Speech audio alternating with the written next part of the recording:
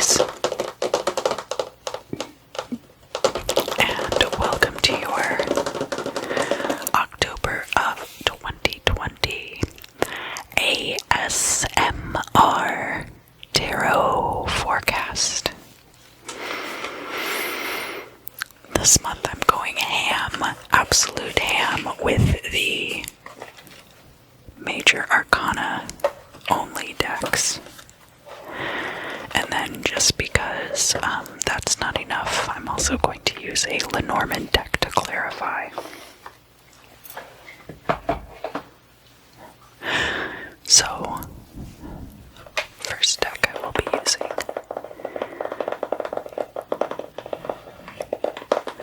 is the White Witch Tarot. I really love these cards. There's only one thing I wasn't crazy about when I first got them, and that was that they didn't have any gilding on the face of the cards, only on the edges. So I put some accents on them. I do have my pendulum here, but I don't intend to use it unless I really need to clarify even more or get something straightened out.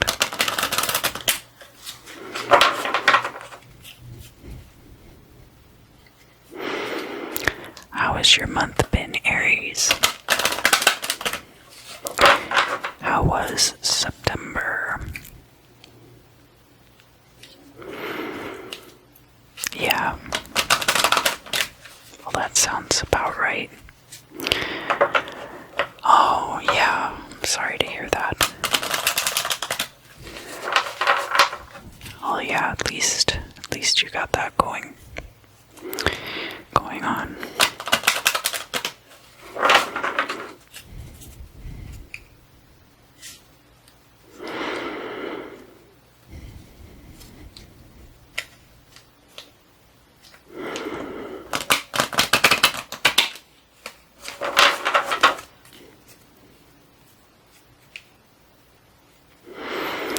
So I'm going to lay out the first part of a Celtic cross.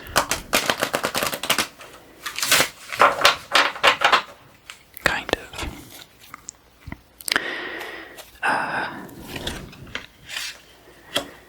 Because the crossing conditional card, when I get all these cards stacked up, it's going to be kind of difficult to read that. So these two are the center cards.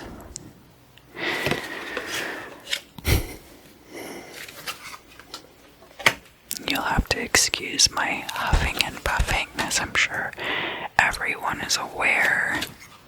The entire state of California is on fire. And it's just a little difficult to breathe. But I will take wildfires over allergies any day. I used to have allergies 6 months out of the year when I lived in Georgia. And I had to wear a mask all the time. And it's just frustrating to not be able to breathe.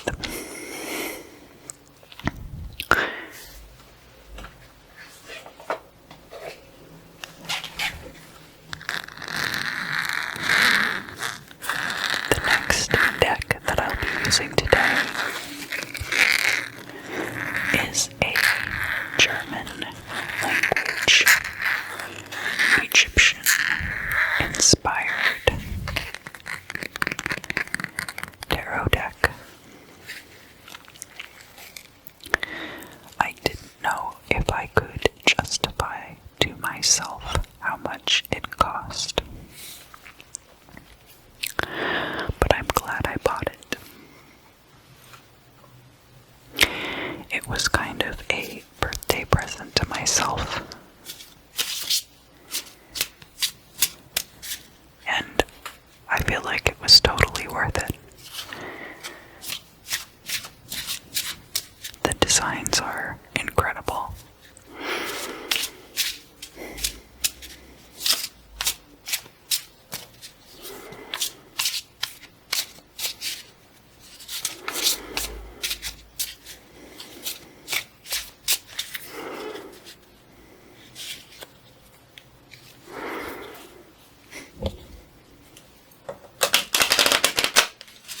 They're a little bit louder than the other cards, but I put the microphone facing right at my mouth so that it would be the loudest thing in the room,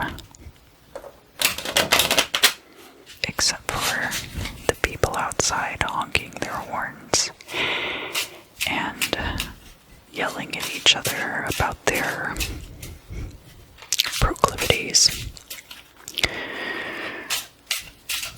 I guess everybody wants to know, huh?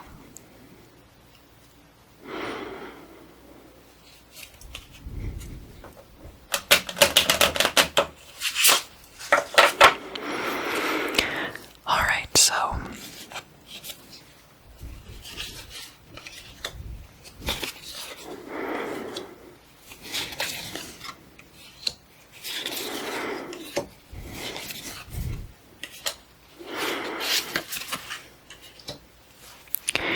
and I just noticed because of the angle of the light that I didn't outline this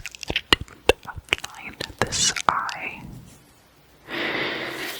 Oh well, better luck next time.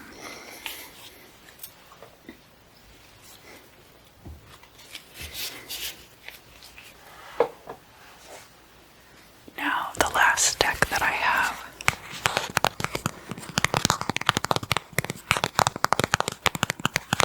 is so tiny. You're gonna cry when you see it. You're going to love this deck and want to protect it.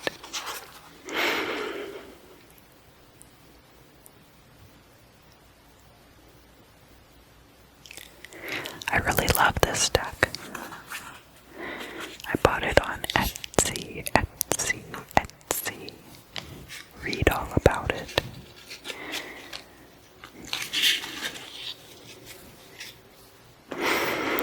And the great thing is that because it's so small, it doesn't really matter how you shuffle the cards. You can kind of just throw them around and it's whatever.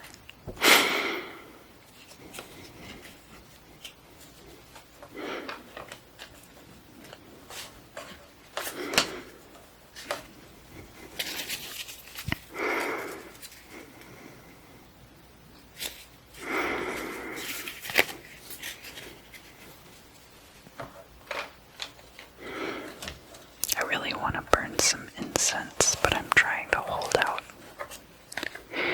because I'm already having such a hard time breathing. It's a really nice time of year to have the windows open too. Oh well.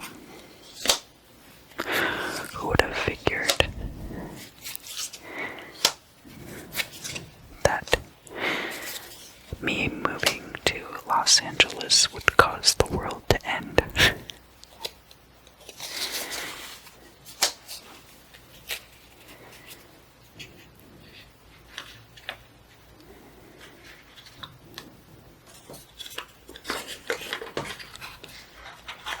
Alright.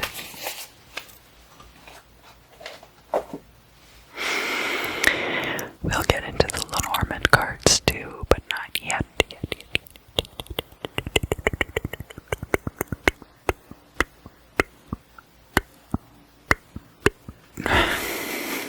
Alright. So, first off, we have the High Priestess coming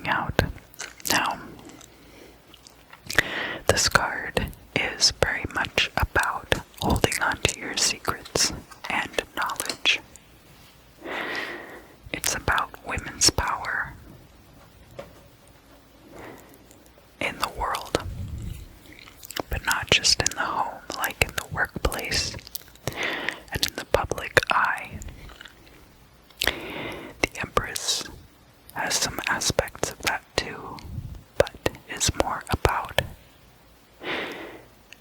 power in the home. And as much as the High Priestess is about power in the public eye, it's also about how that power is brought about by secret knowledge and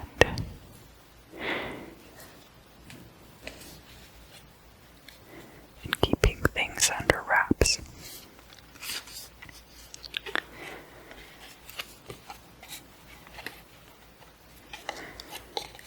We have the Sun card, which is about happiness, often in partnership, and also about the outside world, like the out of doors, being out in nature.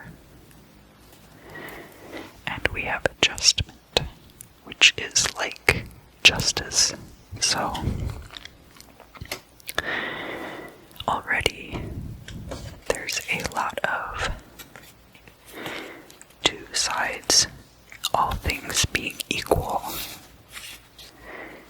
coming out in this reading.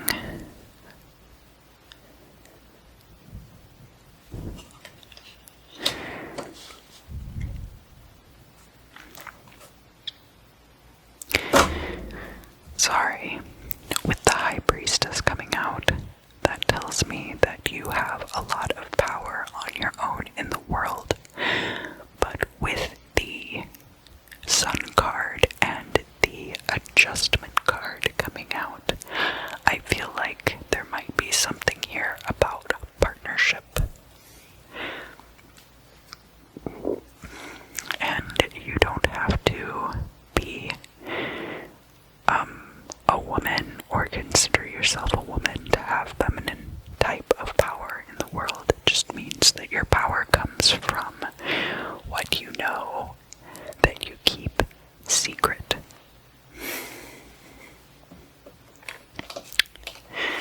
Alright, so next we have the Hierophant.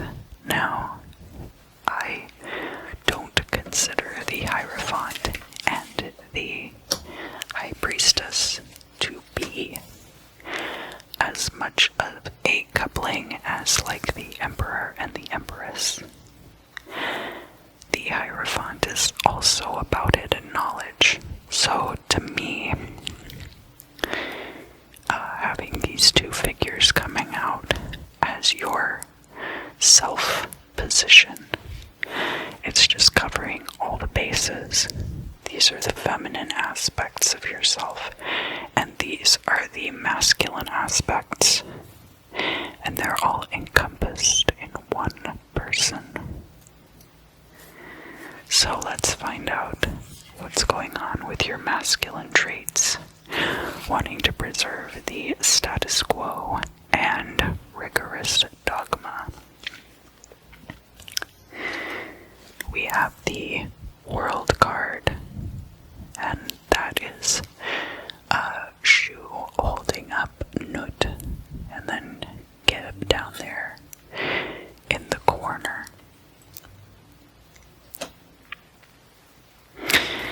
And the World card on top of the Hierophant.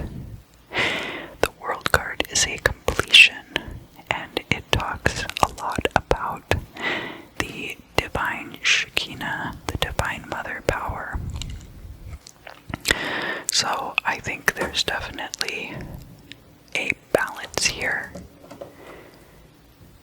This is just continuing to touch on that balance. We have the Sun card here and the World card here. The sun shining down on the world. And both of these cards have a lot of masculine and feminine coming into harmony. on them. Here they are united, and here they are kept apart. Now, over here we had adjustment, which is like the Justice card, and then over here we have the Tower. So there's some kind of equalization that's going to have to occur, even though everything looks very even keel here. In order for there to be a Tower moment, something must be out of balance. And perhaps it is that, in some ways, your masculine and feminine traits are very balanced, and then in some other ways, there are things that you might be compartmentalizing to the point of ignoring them or bottling them up.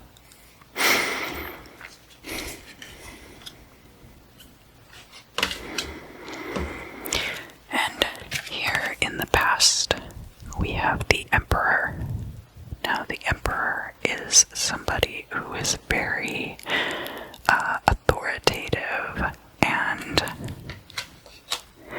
their power comes from strength and sometimes force or birthright, unlike the High Priestess and the Hierophant, who gain their power through wisdom and sometimes through political positioning. The Emperor typically is a title granted by birthright. That's not to say that there isn't any political positioning involved.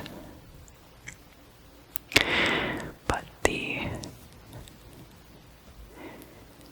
way things are ordained in religious orders is very different from the rules of government, and yet very similar.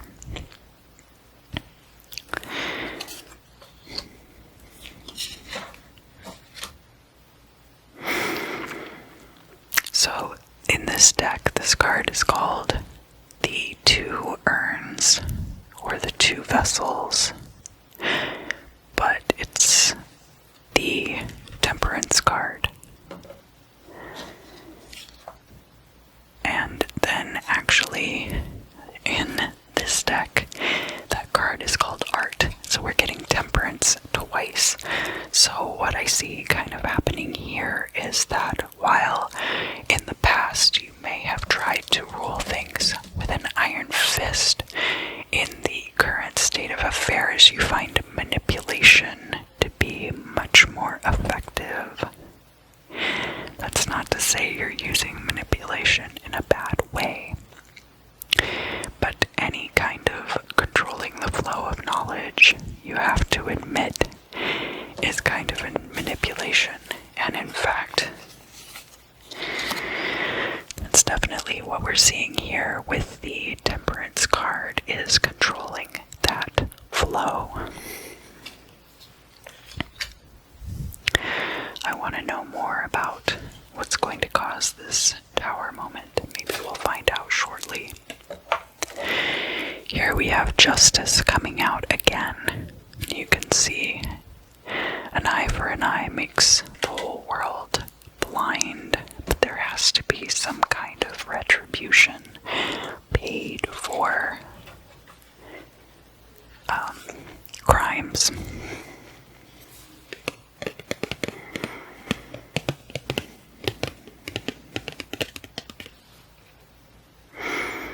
And then, in this deck, the Fool card is given not only the number 0, but the number 22, to show that it kind of goes right back around again in a circle of the Fool's journey, right? Now, I don't know very much German, but I think that this word is talking about somebody who walks without watching where they're going.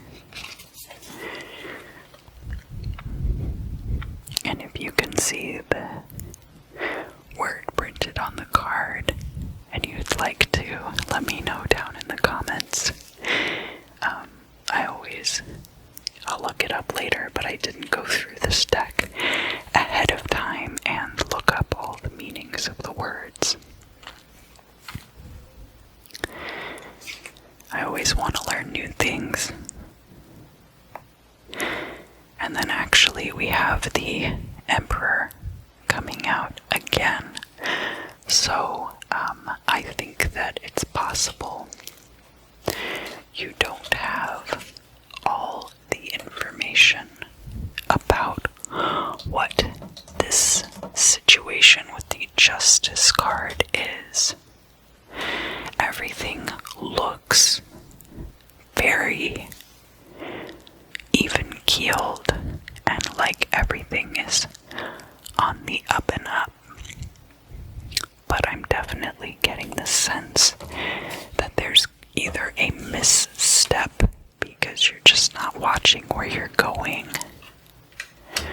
or that there are things, even though you have this balance of the High Priestess and the Hierophant energy, that there are still things that are unknown even to you. And at times when you try to use force, there are things that you're not seeing that are then going to cause this equilibrium shift later, and that might be what precipitates this tower moment. Now we're going to look at the future. So we do have the Chariot card here, and I do suspect that even though you may or may not have been totally fair with people in the past, I think that your success is somewhat already assured. Alright? Here we have the Hanged Man. And the Hanged Man, there are a lot of different stories in different mythologies about a sacrifice made by hanging oneself upside down like that. But the main takeaway is that you are making a sacrifice for not just your betterment, but the betterment of everyone involved.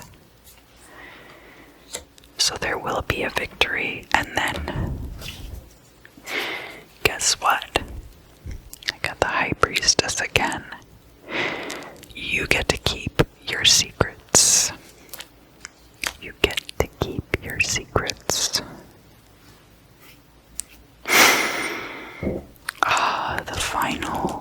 The final truth for this part of the reading. And then I'm going to put even more cards on the table, even though we probably don't really need them. It's just fun. It's just fun to put cards all over the table. We have the Star, and the Star is also about success. So the Chariot is your victory, and then the Star is like your destiny. And on top of that, we actually have the High Priestess. No, we have the High Priest, the Hierophant. So we have the High Priestess in the future, and then we have the Hierophant coming out in the future as well.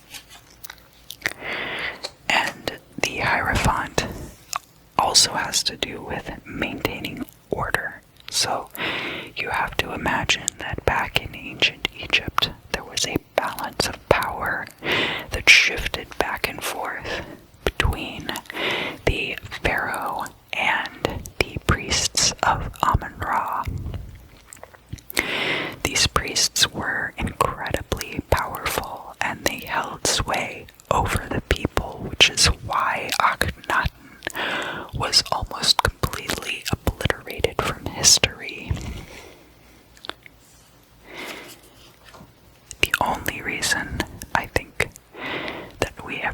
found out about him is that his son was Tutankhamun, and his grave was so well preserved, and that was because Tutankhamun reinstituted, and I promise you this is important to the reading, Tutankhamun reinstituted the pantheon of gods, the Neteru, and restored the power to the priests. And so because of that, his tomb was very well hidden and almost completely immune to grave robbers. It was the largest trove of treasure found in a royal burial, and that was what made it so awesome. So, this has to do with not just preserving the status quo and the balance of power, but with the preservation of certain ideals. Now, this final card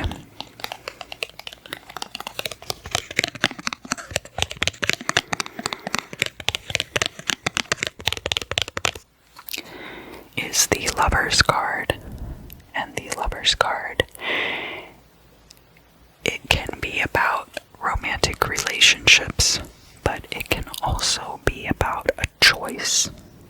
The Lover's card often depicts a man in a recession in the ground choosing between two women, and other times it depicts Adam and Eve in the Garden of Eden. And we both know, well, all of us understand that story, whether or not we necessarily subscribe to Judeo-Christian religious texts. It's the choice that you have to make between the profane and the sacred.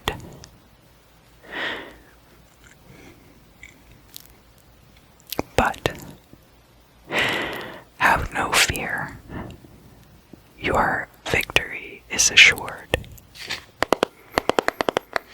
So now let's use these Lenormand cards and see if we can look at some of the more mundane aspects of all of these situations. Because right now, all of this looks very galaxy brain.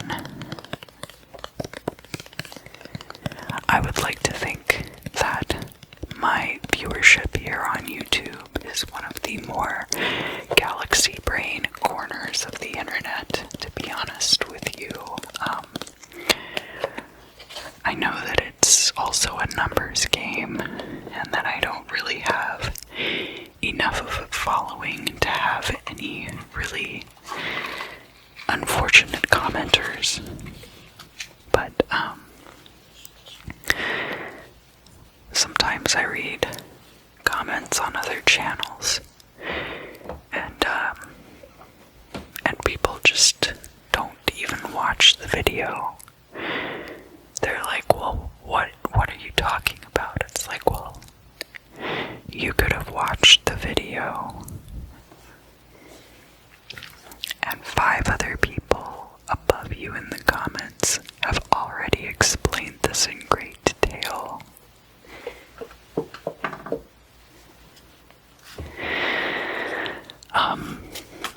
So this Lenormand deck actually comes with 2 man and 2 woman cards.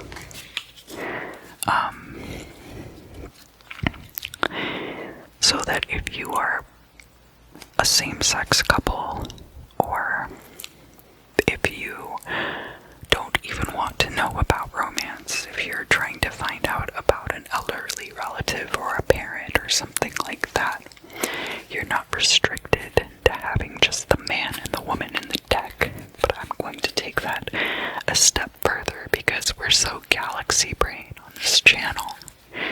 And we're all going to be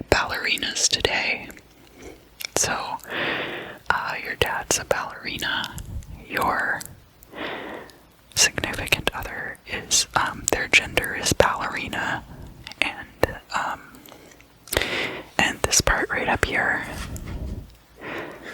that's where the galaxy brain part is.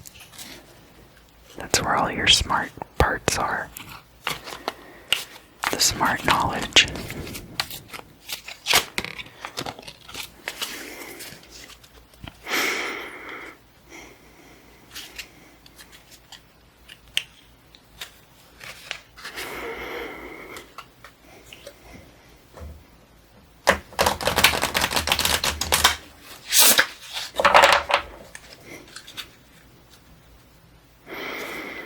I like these cards a lot.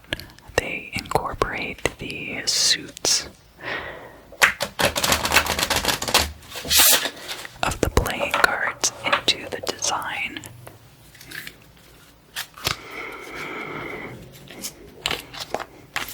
I've already found a couple of images, though, that are a little more obscure for a Lenormand deck than I would like. And save that for the tarot.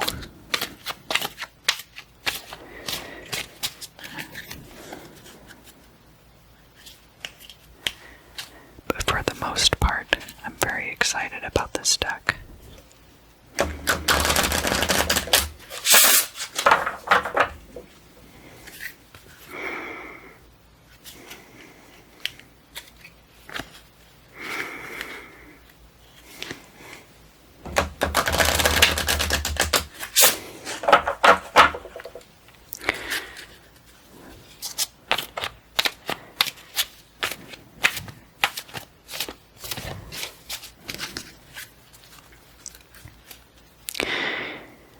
How many of you watch Tony Sparrow wandering around the Warren's Occult Museum up in Connecticut?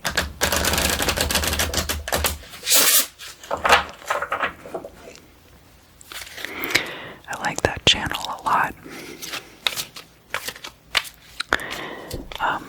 And I bring it up because I wonder if the haunted objects in the museum ever get irritated with him coming in there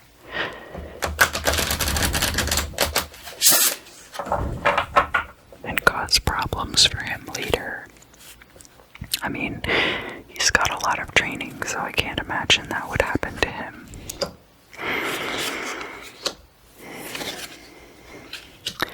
But I would totally watch that movie. It would be like Night at the Museum.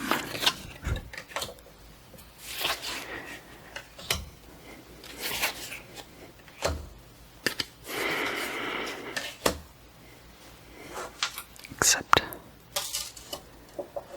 this time you have Ben Stiller and Owen Wilson as the two different versions of Annabelle. Owen Wilson would be like the Hollywood version, and Ben Stiller would be like the ragdoll version, right? These are the things that I come up with at 4 in the morning when I can't sleep.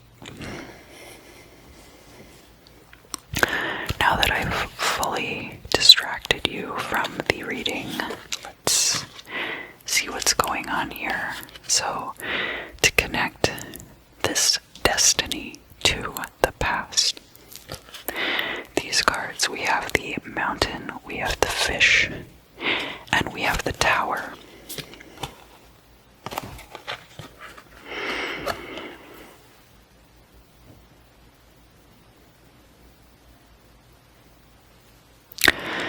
The fish is money, right?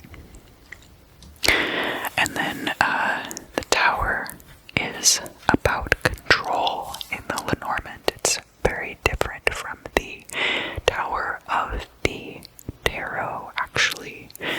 And one day soon, I think I would like to make a video about how imagery is different across divination systems.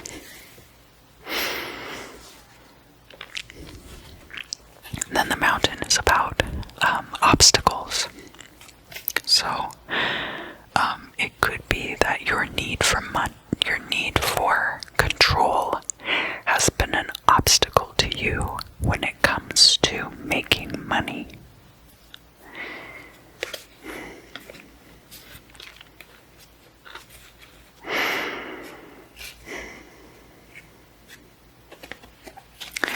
So next we have the cross. The cross is about burdens. We have the sun, which is success, and it's always a good harbinger, a good omen when it comes out in a Lenormand reading. And then we have the lilies. Now the lilies can be about a need for discretion, but they can also, gosh, I'm sorry, I keep hitting the table. They can also be about an elderly person. So, it's possible that an older relative had burdened you with some misconceptions about success. Because this is connecting here, the Emperor, to this situation with the Fool and the Emperor and the Justice card. And it could be that because of these misconceptions about how to be successful, I know in my own life there were a lot of things that I had to unlearn. And then once the person who had trained me to be that way saw how I had unlearned all of those things, that person actually, and I'm so lucky that this happened, that person actually took the time to unlearn those things as well. Miracles really do happen, folks. You heard it right here. Alright, next we have this situation with the Justice card connecting to your future. Victory with the Chariot. We have the Crossroads, which is a decision has to be made. We have the Fox. The Fox can be about someone wily, or it can be about a work situation. And we have the Key. The Key is all about things that need to be paid attention to. So there's a choice that you're going to make about what's important for you to pay attention to. I think as far as your career life is concerned, and that's what is going to lead you to this victory. And it could be like this tower moment for you. Alright, and then finally we have the Chariot connecting to your destiny of the Star. So this is the future connecting to your destiny. And we have the House card, which is about home. We have the Mice. Now the Mice is all about things that steal in little increments away from you. So it could be about stealing away your happiness, stealing away little bits of your home security, stealing away little bits of your money. And then we have a significator here. So it could be that there is a person in your life who is stealing away things that contribute to your housing security, whether this is a roommate who is unreasonable or dangerous, or whether this is a partner who has any kind of a habit that might get you kicked out of a place. This person, I feel like, and it might not be a bad thing for you to get kicked out of this housing situation, right? It's not, here's the other thing, is it's not outright getting kicked out of this place. It's that there's this eroding factor of the home that I'm seeing here, and it has to do with this person. And we don't really know their identity. It's going to be different for each one of you. All we know about them is that they have this, that they're really smart because they have this galaxy brain tucked up in this lump on their head, right? Alright, so I hope that this reading was helpful for you. The Lenormand parts are kind of like I said, the mundane parts, the things that are kind of like your day-to-day life, and then the rest of it is all the concepts behind that. So if you enjoyed this reading, please do like, share, subscribe, tell your friends who are Aries if you think that they might get something out of it. Please do leave me a comment down below. I love hearing from you guys. Nice words only, please. But you guys are great. I really don't get very many comments that are disagreeable, so thank you for that. I really appreciate your support, and I hope you have a great October. I will see you again very, very soon.